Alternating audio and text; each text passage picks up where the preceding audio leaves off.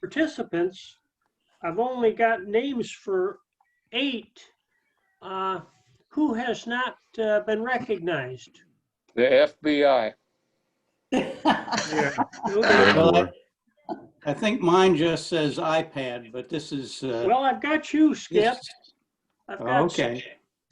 I've got Skip, Rick, Gary, Gene, Ken, Judy, and Stan together, and Bob. Oh, there's Thanks. one. There's You Jim got Bailey. Jim Byron. Hey, Jim, welcome. Howdy. There is obviously one more person connected. There he is. Fred. Fred. Oh, Who was Fred. that? It's Fred. I thought Fred? it was like Fred. Okay. Okay, welcome, Fred. Good to see you. Good to hear you. We'll get started now. It appears we have no guests or no distinguished visitors with us today. Like last month, we had Scott English join us, but and I didn't make any special effort to notify him. Rick, you may have. I didn't. But Well, when I sent the notice for the thing, I sent it to everybody for the Arlington participants. So he would have received it, but I'm would've sure got he's. that's Yeah. great, and I appreciate you doing that, Skip. It helps me. My note that I send the reminder to the Granbury group isn't as extensive as yours. It's incomplete, but appreciate you doing it. No problem. Let's go into show and tell if we can. Skip, you have anything for show and tell? No, I sure don't. Okay, Rick, do you have anything for show and tell? Yeah, I guess so. I always got something laying around here. I guess a couple of months back, I wrote an article about the wet and dry printing processes that I found out about when I was looking into the Liberty series of stamps. And kind of interestingly, I found out there's a whole lot more involved in the Liberty series than what I realized. And so I started doing more research and found out there's actually a book about it. If I can get the thing to show up on my screen, it won't show up. Hang on a second.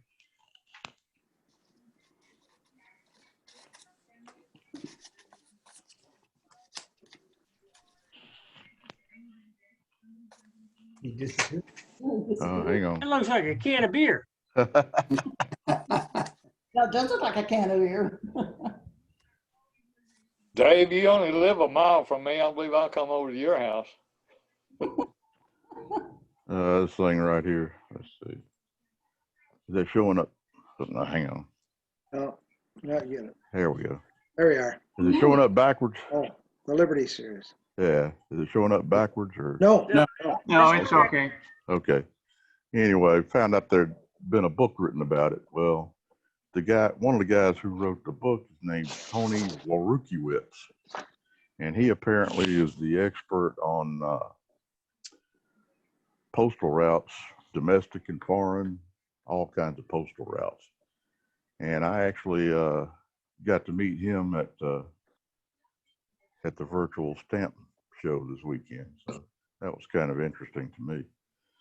I don't know how many of you guys got involved in that virtual stamp show that the APS put on, but I did 2 sessions. Okay, it was really super. I mean, my calendar was full for like 5 days, so I must have hit 20 or 25 different events. It was something else, and it was nice to finally put a face to some of the names that I recognize. So it was a lot of fun, really worthwhile. The session on the pre-stamp mailings I thought was extremely interesting. Yeah, the one that talked about the 80 years before. Yeah. Stamps. Yeah. I went to that one as well. Okay, thanks, Rick. Gary, do you have anything for show and tell? Yeah, I don't know if you can see this or not. These are some New Zealand stamps that I got from from the ISWSC mail bid, which closed on the 15th. And I entered, I mean, I bid on about 8 or 9 things and won 4 lots. And if you are involved in that, I would just go in and bid the minimum, and you're going to win some of those lots just bidding the minimum. Unless you absolutely have to have it, and then you might bid a little more than the minimum. But I found pretty good success on that using just minimum bids on that mail auction. How do you pay for those, Gary? Pardon? How do you pay for those? You send a You check. write a check to the ISWSC after Smoky Stover notifies you what you owe. Okay, And so you just put the bid down on a sheet and either fax it to him. I mean, either email it to him or snail mail it to him. And then he notifies you what you won and in an email, and then you can just send him the check, and next day or two, the mailing comes in. So it works pretty well. Anyone that is not a member that would like to see their newsletter, which always has an application in it, I think I still have the electronic version that was sent a week to 2 weeks ago. And anybody want it sent to them, let me know. Yeah. I'd like to mention one thing now. If you guys, I don't know if how familiar you are with Zoom right now, but there's a thing in the upper right-hand corner called Speaker View. And if you select that, it will actually bring to full screen whoever is talking. So if somebody displays something, it shows it up full size. So it looks a lot better. good. Okay. Okay. And you can switch it back to, there's a little box there with multiple dots in it. So you can switch it back that way if you want to. You can go ahead and try it. It doesn't affect anything. We've got it set up as super. Okay. Okay, I'd asked Gene for show and tell, but he can't tell because he's linked just to the computer. He can send us written messages. So I'll pass it on to Ken. Ken Aldridge, any for show and tell? Okay, is this backwards? It is, isn't it? No, that's No, it's good. fine. No, it's fine. You see that? Here are 3 Turn sites. it around and it'll be backwards. Here are 3 sites on Facebook that I've been the last couple of weeks lurking there, checking. There's a lot of new people that, inherited stamps, and so there's a lot of advice, but there's also some really pretty good deals, people wanting to sell. And I bought a few things. Just if you go to Facebook and Google Stamps, probably 1 or all 3 of them might come up. But I've had some pretty good luck with it. But one thing I'd say is be careful about postage fees. It can get a little out of hand, and make sure there's good agreements. And everything is by PayPal. Payment is by PayPal. The other thing is, Dave was talking about postcards. Well, mine's bigger than his. This is, I don't know, it's about 8 by 10 or 8, something like that. It's not a page size. Maybe it's more like 7 by 8 or 9. Yeah. Anyway, I looked this up, and it would actually cost you just a regular first-class mail rate, 55 cents to send this. It's oversized, over the 3.5 by 5 regular postcard. But if you get over 6.5 by 11.5, then you have to use a flat rate. So I've never seen a postcard bigger than this one. But if you do have something that's bigger, it would have to go at the flat rate, postage rate. And I don't know where I got this. It's blank on the, nobody sent it to me. I picked it up somewhere as a souvenir or something. That's it. Okay, thank you. Stan and Judy, do you have anything for show and tell? Nope. All right, Bob Coleman, I know you've got something. Well, no, I was just going to say that during this damn pandemic, whatever it is, I've been working on, yeah. I've been working on my flight covers. I don't know if you can see that or not, but anyway, like I say, Ray Cartier has been a big help because that man has a lot of good information if you're into air and space covers and everything. Just his knowledge is something else, and I've talked to him a couple of times. But basically, that's all I'm doing. Besides staying out of my wife's way. That's the reason I'm back here in my room. So anyway, but yeah, this is a inconvenience, I think, for most of us, since we're mostly retired. I would hate to be a younger person back in the day when you really depended on a paycheck every week, and trying to put kids through school and all that. And so what I have been doing actually is just getting caught up, and it's really been enjoyable just not have to go anywhere, Okay, thank you, Bob. Jim Bailey, anything for show and tell? Nothing tonight. Thank you, Dave. Okay, Fred, anything for show and tell? Yes, I do. This month in the APS Journal, Ken Lawrence had an article about patriotic envelopes from the Civil War era. And so I got on eBay and bought me one that's a Charles Magnus production out of New York City. They're worth a lot more if they've been through the mail, but it is what it is. But it's a new collecting interest for me. I have a couple of others that I bought also, not nearly as striking as the Magnus piece. And it's kind of a gold tint to it, real. And the verse that's with it says, this is from Portland, Maine. Lumber State Soldiers motto: we live for the Union, we die for the Union, we will uphold the Union. And then it has Charles Magnus, New York, in the lower left-hand corner. But so it's a new collecting interest for me that I'm starting. Get out of the wrapper business. Okay, thank you, Fred. I'm going to continue with my series on postcards, postal cards. And today I've got one. Is that showing at all to anybody? Oh, No.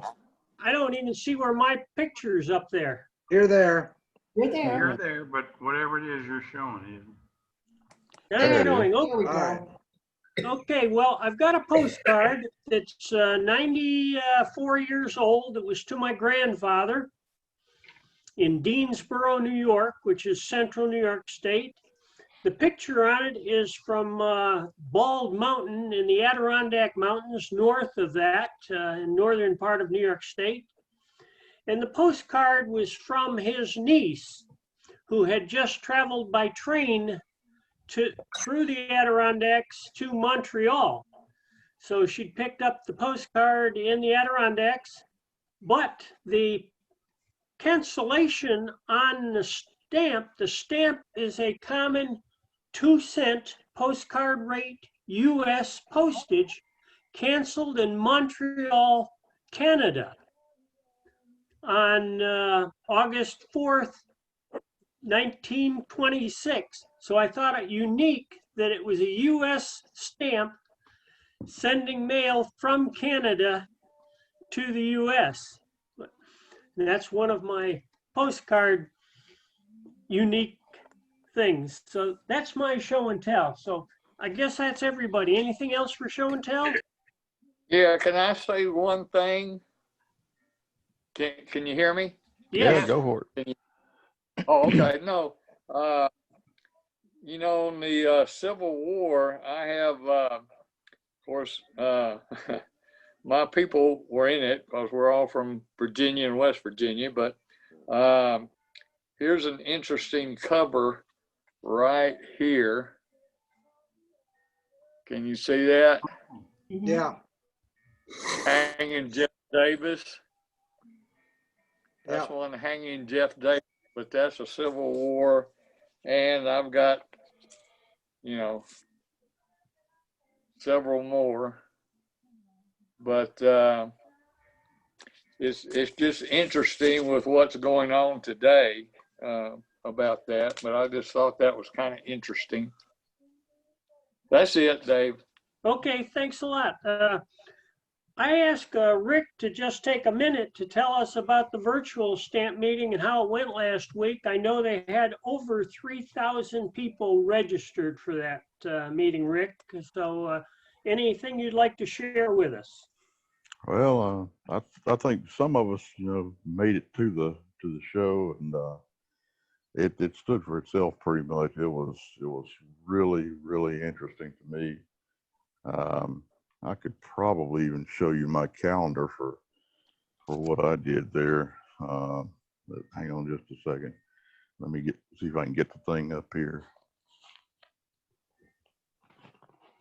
It was pretty easy to get registered and to pick out what you wanted to see. I had kind of a busy week, but I did take in a couple of them, and very well done, very professionally done, very enjoyable. The most difficult thing I experienced was the time change that I kept forgetting that there's an hour difference between the schedule and where we were on. I missed a whole bunch of sessions because of that. Here's your skit. Can you guys see that? Yeah, Yeah, Yep. All right. kind of an eye chart though. Yeah. Well, put it on speaker view and it'll be a little bit better. But anyway, that's my schedule for Monday and Tuesday, Wow. Wednesday and Thursday, Oh, and then geez. Friday and Saturday. Yeah. So I found plenty that was kind of interesting in there, and it worked out. It was a good time for me. I mean, I was on there from like 9 or 10 in the morning till sometimes 11 at night, yakking with people, you know, and it was funny, good time, and I made some friends, and I met some people that I never thought I'd meet, you know. So it's kind of interesting. I fully support it. I mean, I think it was a great thing to do, and I'm amazed at what the APS has done to you know, take this challenge and run with it, because this whole virtual thing is all brand new to everybody, you know, and I mean all around the country, all around the world, but everybody grabbed it by the horns and gone with it. So if you get a chance to go to another virtual stamp show, I say go for it. You know, it's a great thing.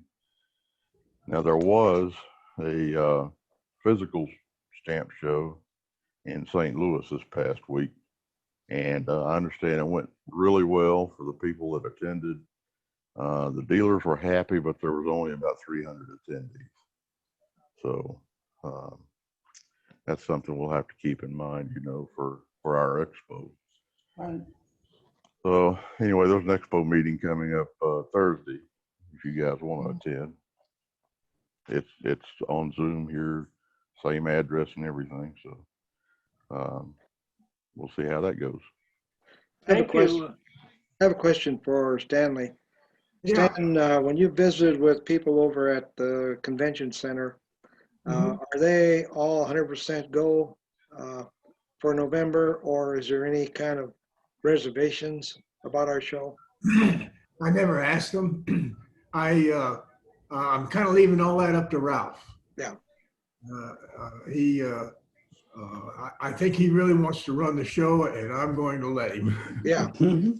But no, all I did was I took the floor plan that Ralph had approved and just had John redo it. But it looks like that they're open for business. And I know one time I was there was a group that was there. So I gather that we will have the facility if we want it. Do we know how many dealers? I think there's 20 so far. 20? So we're down some. I'm a little apprehensive about attendance, and I'm also a little apprehensive about how many of our volunteers Yes. that we might, yeah. Skip to send out, I was, write up an article for Skip to send out, asking for those who are going or, willing to volunteer, so we have an idea. And also I'm doing up a budget, and we'll get that out to all the chairmen tomorrow evening before the meeting on Thursday. Okay. I'll have an idea of where we stand and so forth. So. Right. Okay. Thank you for the question. Let's move on to the fact that this fall we've got an election of officers, and we've got some vacancies, and I would encourage you folks to consider running for that office or some of those offices. They were outlined in the newsletter, which I received yesterday. So please consider that. Now, let's go to where in the world is it? I'll turn it over to Gary. Okay, this should be a pretty easy one, folks, I think. You might get it on the first or second clue, I don't know. This country issued its first stamp in 1853, and they had a series on St. Anthony, occurred early in the 1900s, I believe. Many of the early stamps are of King L-U-I-Z. I'm not sure if you pronounce that Louis or Louise or Louis or how you pronounce that, but that was the king's name. Romania? Pardon? Romania? Nope. No, not Romania. There were a series also on national palaces. And one of these was in a place called Mafra, M-A-F-R-A. Many of the early stamps have the designation on them Continente, C-O-N-T-I-N-E-N-T-E.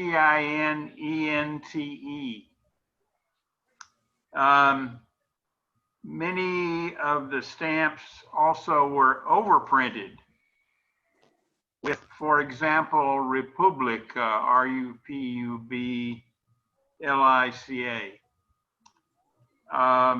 This country was the home of an explorer named Vasco da Gama. Portugal. Hey, we got it. Yeah. You are the winner, Portugal. Okay. Thanks. Rick, you're the winner today.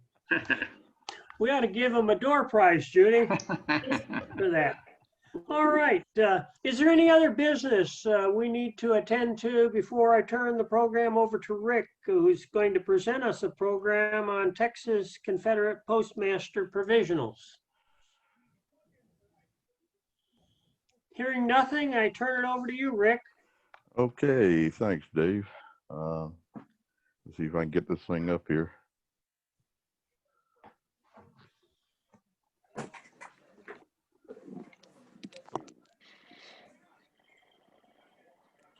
Is that showing up to everybody? Nope. Not Nope. yet. Okay. No.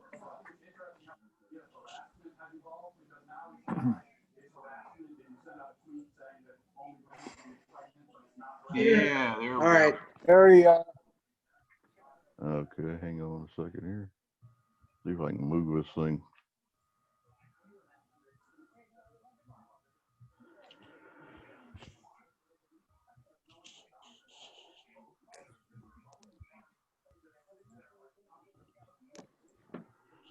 Okay, I hope it's still showing up. Yes. Yep. All right. Well, like Dave said, it's called Texas Confederate Postmaster Provisionals. And we'll get into what those are exactly. If you can remember back in 1860, Texas was a whole lot different than it is now. The population back then was 604,215. Only Stanley can remember that. Yeah, I knew somebody would. Yeah. And today's population is 29 million plus. But if you look at the map here, you'll see that most of Texas was populated from the eastern side, which is the way people were actually coming into Texas. They were coming in through Arkansas and Louisiana, and coming across into East Texas. So East Texas got populated first, pretty much, and then Galveston area and Houston down there because it was on the coast. And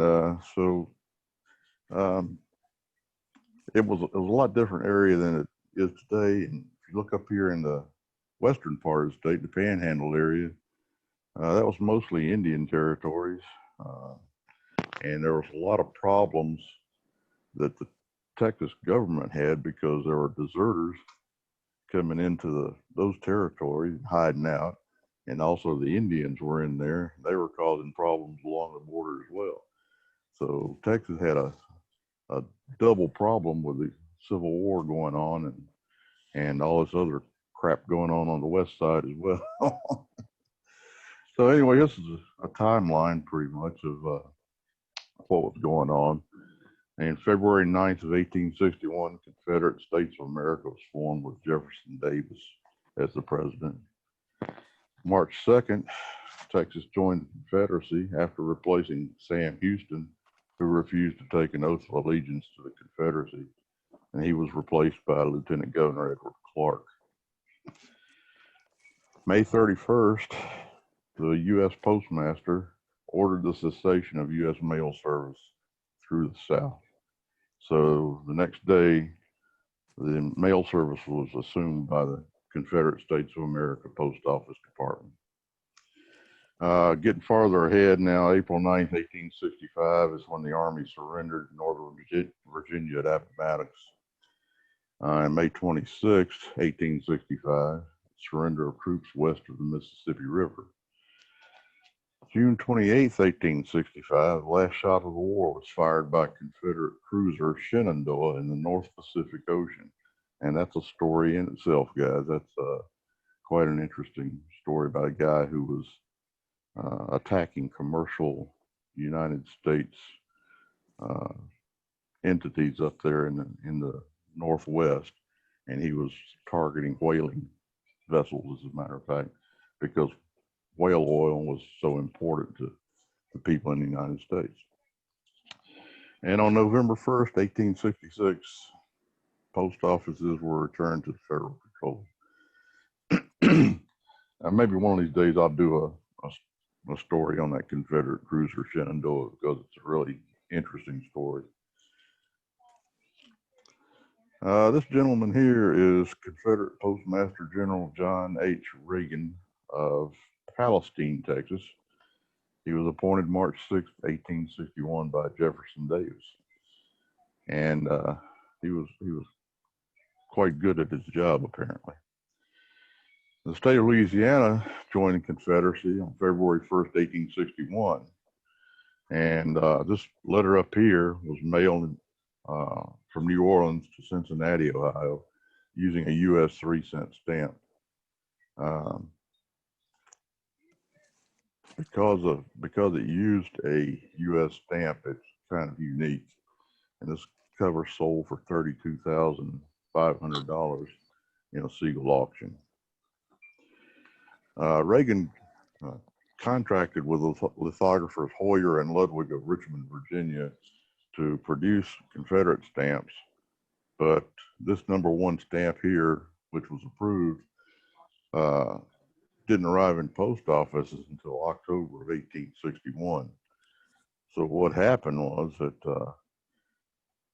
the post offices didn't get any stamps to put on letters to be able to mail things.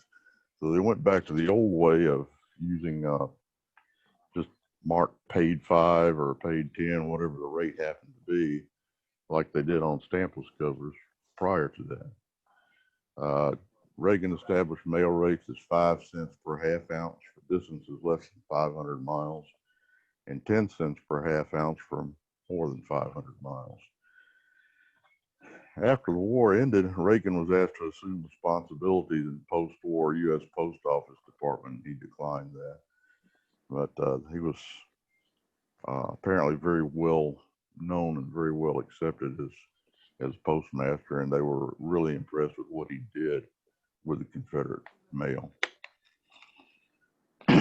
And I've written down here as a side note, some of you guys may know about this, I'm not sure, but in August of 2017, there were 3 Confederate statues removed from the campus at the University of Texas at Austin at the insistence of University President Greg Fenves, citing the statues were being removed because they depict parts of American history that run counter to the university's core values. The statues were of Robert E. Lee, Albert Sidney Johnston, and John H. Reagan. They were removed after an incident at the University of Virginia in Charlottesville after an incident of political unrest in which one person was killed.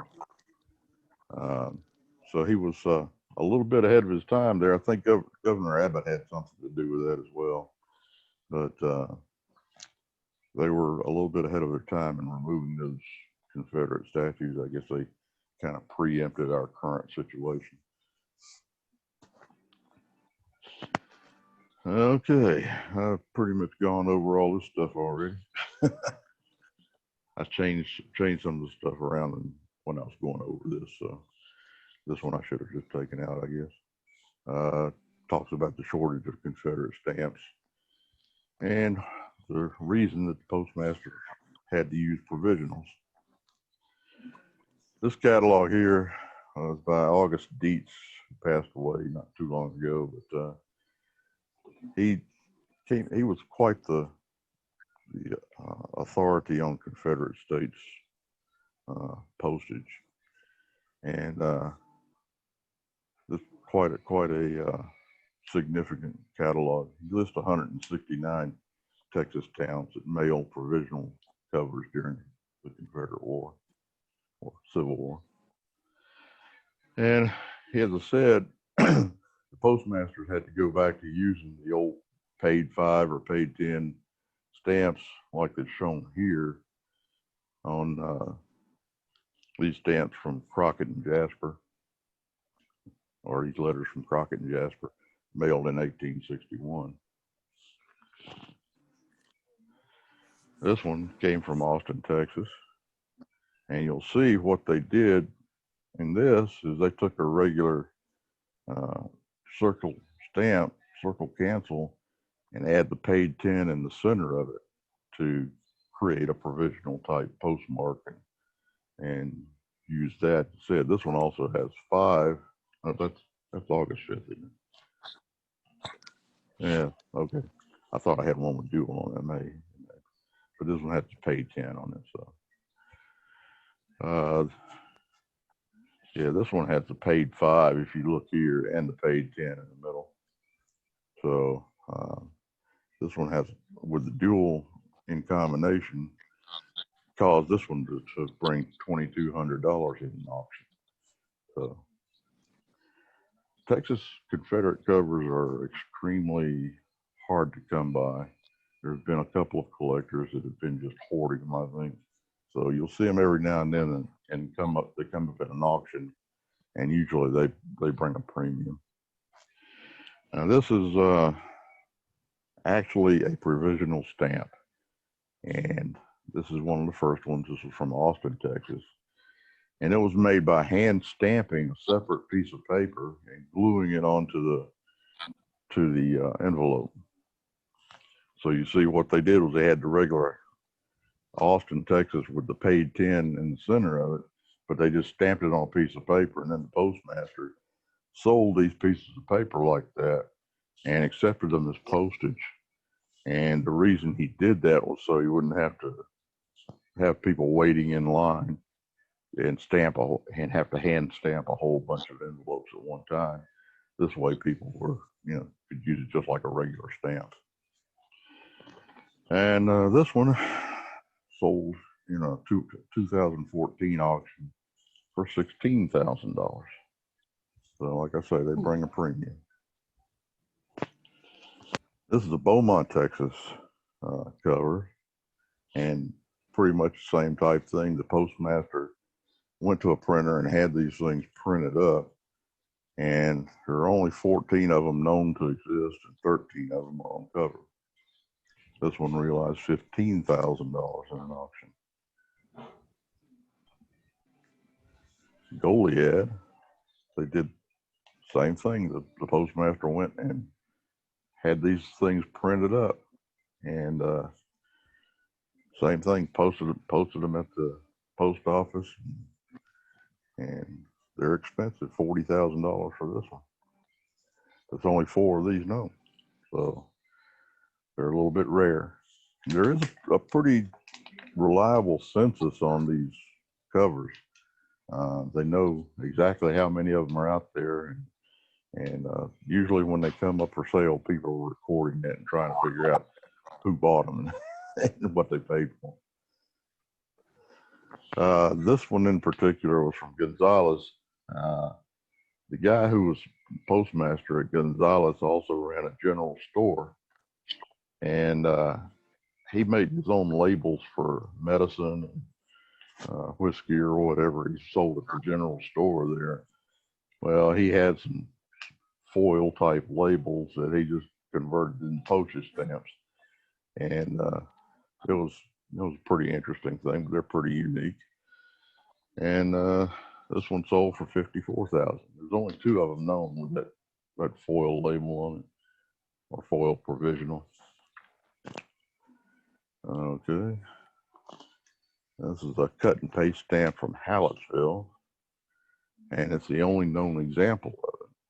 And it's just like the other one. The guy took a regular piece of paper and stamped it with a hand stamp, and then cut them out, and you had to glue them on the envelope. This one sold for $19,800 in '91.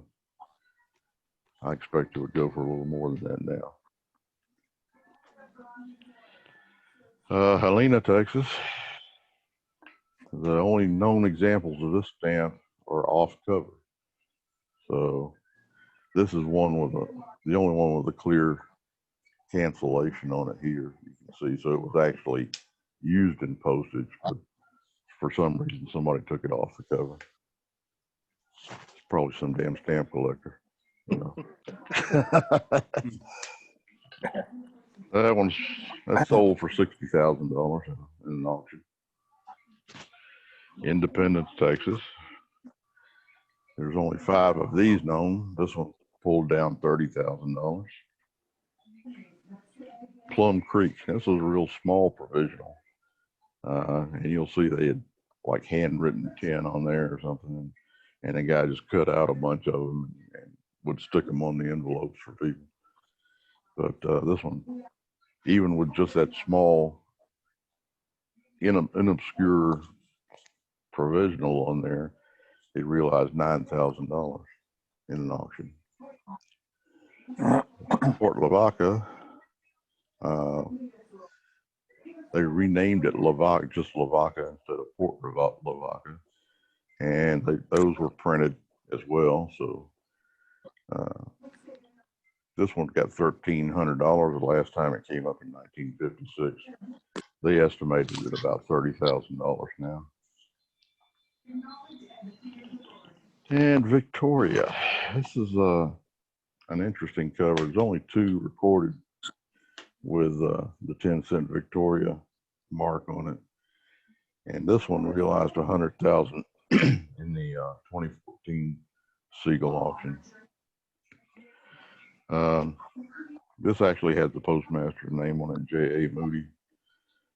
So it was an interesting cover, and it's actually coming up for sale again. I think I don't know if it's this one or a different one, It's coming up for sale in September in the Siegel auction. I've got some pictures of that I can show you if you're really interested. I don't think their estimate is anywhere near that $100,000. So we'll take a look at it later. Rick, the guy that Yeah. this addressed to, San Roman, was a dealer in cotton in Mexico, Oh, yeah? trying to get cotton over to England and other places. So he was a Yeah. big cotton merchant. You know, Brownsville was the only way that it could go to get the cotton out of the South, pretty much. All of the harbors were blockaded by the North. So Brownsville was the only way they could sneak the cotton out, and that was a very popular way to go down through there. So I'm sure it was probably to this guy then who they were saying, hey, we've got 100,000 pounds of cotton. We need to move somewhere. So it was an interesting time back then. So thanks for that bit of information. I didn't know that. And you had that. Who had that postcard? Was that Ken that had that postcard with Lincoln on it? Yeah, that oversized postcard. Yeah. Yeah. Well, here's Lincoln here, but he's hanging from a tree. Confederates had a different viewpoint of it, I guess. And I have seen actually several of these different covers with this same graphic on it. So somebody was printing those and putting them out. Apparently, they were pretty popular in the South, and from what I understand, some of the printers up north were actually making these covers and shipping them south to get money. So, hey, money is the root of all evil, right? So anyway, this one realized $21,000 in the Siegel auction. That's pretty much it for the provisionals. I've got a little bit extra stuff here I want to show you. The United States was blockading most of the Confederate ports. Like you'll see this battle here at Hampton Roads, the Monitor and the Merrimack, Battle of Mobile Bay. This is the Confederate submarine Hunley. And this is a very interesting story if you want to read, spend some time reading about the Hunley. It's quite an effort by the Confederates to try to come up with a whole new way of running these blockades and sinking the ships that were blocking the harbors. So this book right here called Raising the Hunley, you can find it on Amazon for as little as $1.23. So I would very highly recommend you read the book if you're interested in that kind of stuff. It's quite a remarkable story. And Clive Cussler, who's a famous author, was very involved in the effort to raise that submarine up. So it's an interesting story. There is a museum right now in Charleston about that. This shows more of what the Union was doing. They were blockading the railroads as well as the ship harbors, and they were destroying the engines and destroying the railroads as they could to try to keep anything from moving out of the Confederate States or into the Confederate States. So that produced a whole new problem as a lack of paper in the southern states in the Confederacy. People couldn't get paper. You would think that, paper was plentiful, but not so. So what happened was they came up with ways around that. They would take an old cover, an old envelope, turn it around and re-glue it so that the original postage was on the inside. Then they'd put new postage on the outside and use the envelope again. So this is called a turn cover. But a lot of these turn covers are done so well, it's very hard to even see that they were done that way. But I've seen a couple of them. I think I even have one around here somewhere. That was a turn cover. And it's interesting to see how they did those things. Adversity covers were just used when they couldn't find an envelope. They would just take a regular piece of paper and turn it and put the address on the outside and send it like that, just like they did back in the stampless days, where they didn't have envelopes. They would just send it like that. And this one was actually created by using wallpaper from a stamp of a Southern home. The wallpaper was pretty popular back in that time, in the antebellum time, and all the fancy houses had wallpaper on them. So they said, well, let's just strip the wallpaper off and use that as an envelope. So that's what they did. If you went back to some of those houses that weren't burned down, some of the times you would see big pieces of wallpaper missing off the walls from them. And they're pretty common in the marketplace. You can see them every now and then come up for auction.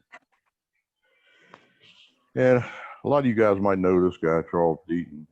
He wrote this book called Great Texas Stamp Collection.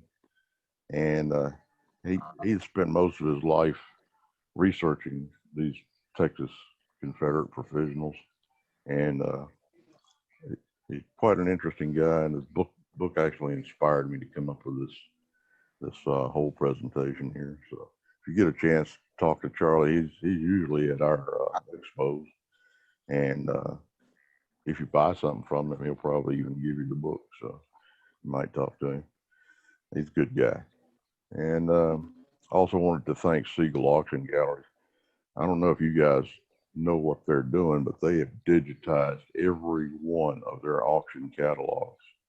So you can go onto their website and download PDFs of any auction catalog they have had in the past. It's an amazing resource for anybody doing research on what stamps are sold for and such. And that's it as far as I got. I can show you these lots that are going to come up in this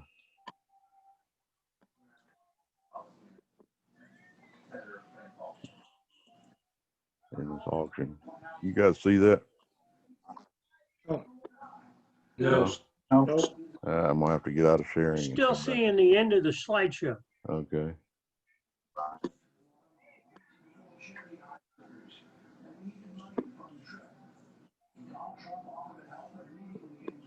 How about now? Okay, All right. Yeah. Yeah. yep, There's a few Texas lots in the Siegel sale that's coming up on September 9th. This one actually has to do with John Reagan. I think it's one of the only known documents with his signature on it. It's fairly interesting. They expect it'll bring $1,000 to $1,500. well, thank you, Rick. Very interesting. Are there any questions for Rick? Yes. Rick, other Yeah. states besides Texas surely must have had a shortage of getting the Confederate stamps, and they must have issued provisional letters and postage. Are they as expensive or as rare as the Texas ones? Some of them are, and you're right. Every state had provisionals because, like I said, those guys in Richmond that were printing Confederate stamps were pretty remiss in getting them out, and it was hard to get the stamps transported to the different cities and everything. So they were in high demand, and you'll find that every state had those covers, and some of them are extremely expensive. But Texas seems to be unique in the fact that theirs have constantly gone for higher prices.